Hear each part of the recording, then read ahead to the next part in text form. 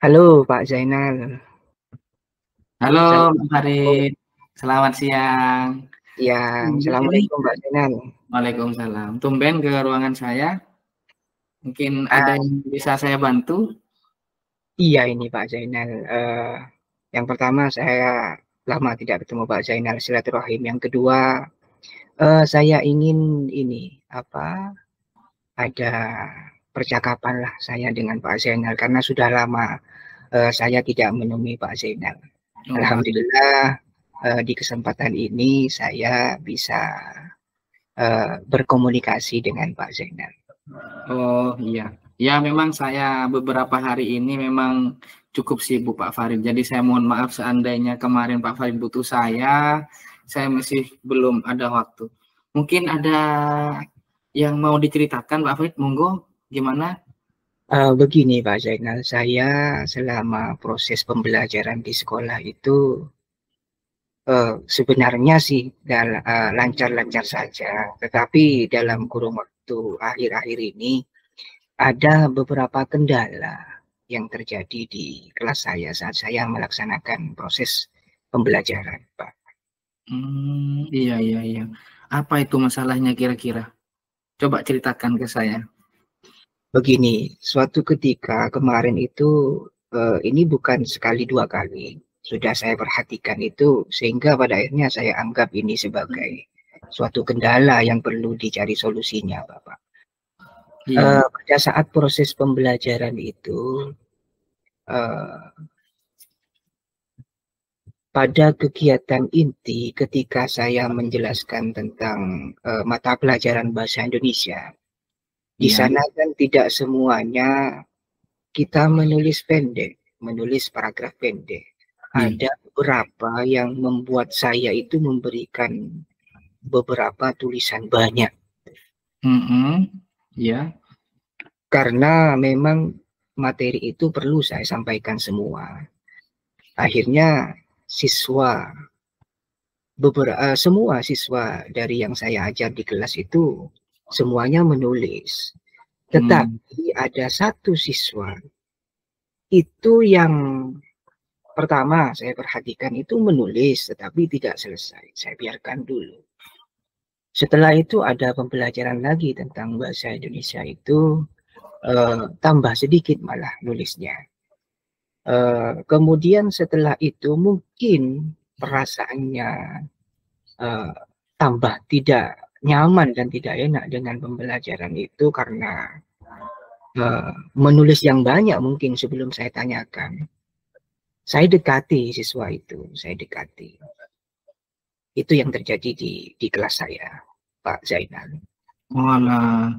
Jadi ada salah satu siswa yang menurut Pak Farid itu tidak mengikuti apa yang diperintahkan Pak Farid.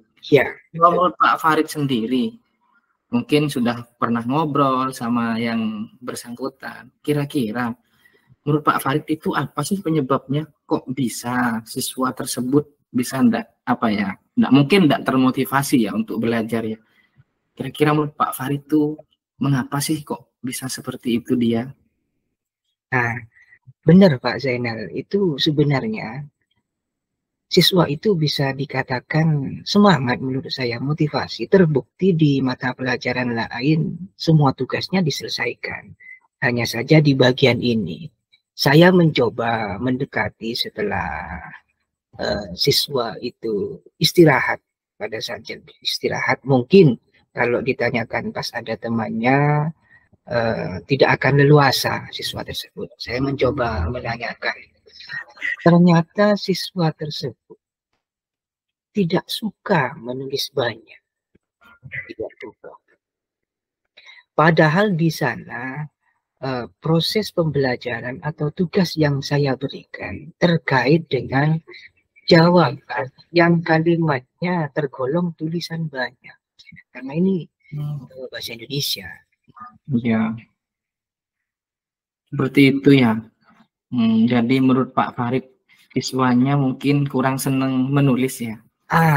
Iya, setelah saya tanyakan ternyata siswa tersebut kurang senang. Kalau tidak senang mungkin eh, faktanya menulis juga meskipun satu paragraf atau apa, tapi tidak banyak. Anak itu memang tidak senang untuk menulis, Pak Zainal. Mungkin siswa ini mungkin sebenarnya punya potensi, tapi untuk apa ya istilahnya dia untuk menulis mungkin tidak hobi mungkin ya Pak Farid ya. Iya, iya betul Pak Zainal. Setelah Pak Farid mengerti bahwa siswa tersebut tidak senang menulis, kira-kira menurut Pak Farid apa yang harus Pak Farid lakukan? Mungkin ada metode lain atau apa gitu? Nah, seperti itu. saya mencoba mempelajari itu. Kebetulan di akhir-akhir ini saya pernah mengikuti tentang proses pembelajaran, metode atau pendekatan. Saya mencoba mempelajari suatu pembelajaran, yaitu pembelajaran yang eksis lah katakanlah di era ini, yang mungkin Pak Zainal juga sering mendengar ini, lebih tahu dari saya tentang pembelajaran berdiferensiasi yang saya tahu. Saya mencoba menerapkan itu Pak Zainal.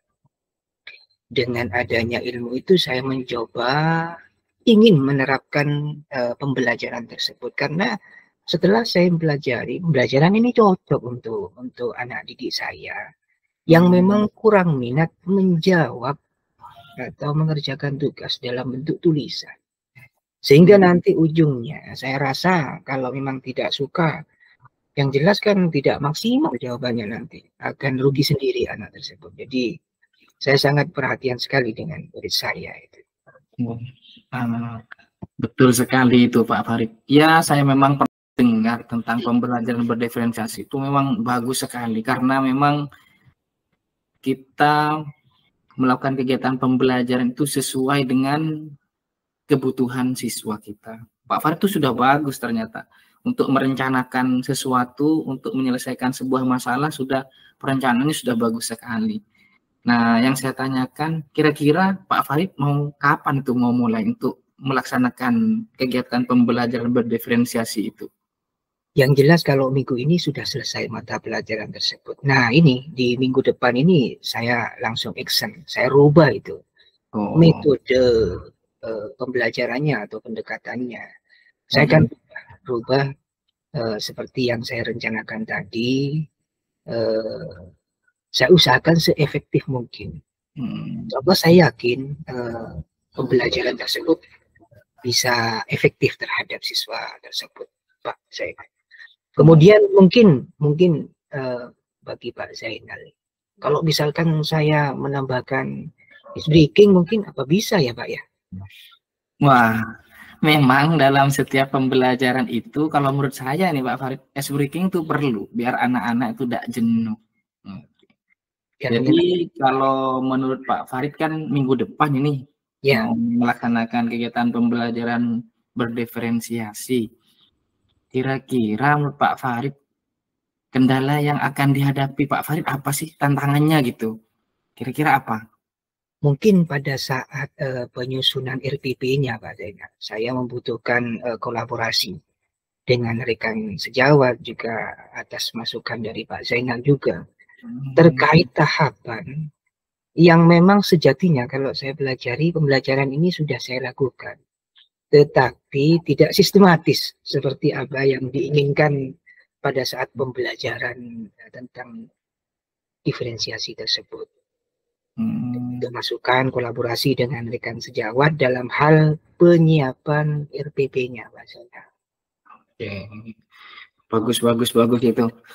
Oke, biar enggak tegang, ayo diminum dulu. Tuh ada kopi. Oh ya, Pak Zainal, terima kasih. Gimana tadi dari rumah, ada kendala apa-apa dari rumah? Tidak ada Pak Zainal, tidak ada. Alhamdulillah diberikan kelancaran. Mungkin nanti setelah saya action Pak Zainal tentang rencana ini, saya ingin bertemu lagi dengan Pak Zainal. Oh iya. Mau diskusi yang kedua, mau cerita saya tentang perkembangan itu Pak Zainal. Oke, kapanpun Pak Farid butuh saya siap untuk membantu Pak Farid.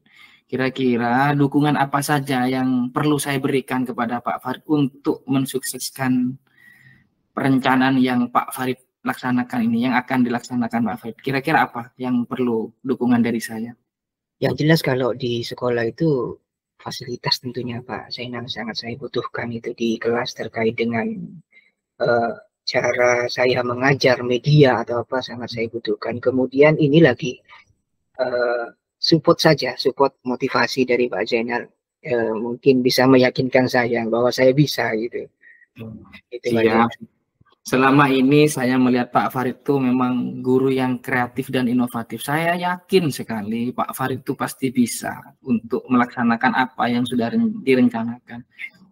Nah, selanjutnya Pak Farid setelah melaksanakan kegiatan yang apa yang direncanakan, pembelajaran berdiferensiasi, nah, nanti katanya akan ada pertemuan kedua. Mungkin di sana nanti apa yang mau dilaksanakan setelah kita melakukan rangkaian kegiatan pembelajaran berdiferensiasi itu. Nah, ini Pak Zainal. Kalau yang ini tuntas tentang pendekatan dengan murid, saya ingin begini Pak Zainal. Ya, bagaimana? Coba. Bagaimana saya nanti menularkan pembelajaran ini? Saya butuh bimbing. Menularkan pembelajaran ini ke rekan kerja saya, ke teman guru yang lain. Sepertinya pembelajaran ini sangat menyenangkan begitu. Mudah-mudahan saya sukses dulu, setelah itu saya akan tularkan Pak Zainal. Oh, terima kasih. Itu ternyata Pak Farid selain apa ya, selain kreatif, inovatif juga sangat baik sekali sehingga mau untuk menularkan ilmunya. Nah, seandainya ada kendala nanti apa yang akan dilakukan oleh Pak Farid? Bisa diceritakan? Yang jelas setiap rencana kemungkinan kadang ada kendala ya. Ketika saya ada kendala, saya pasti refleksi dulu dari apa yang saya lakukan. Kalau misalkan saya butuh kolaborasi dengan rekan sejawat, saya sharing tentang kendala tersebut.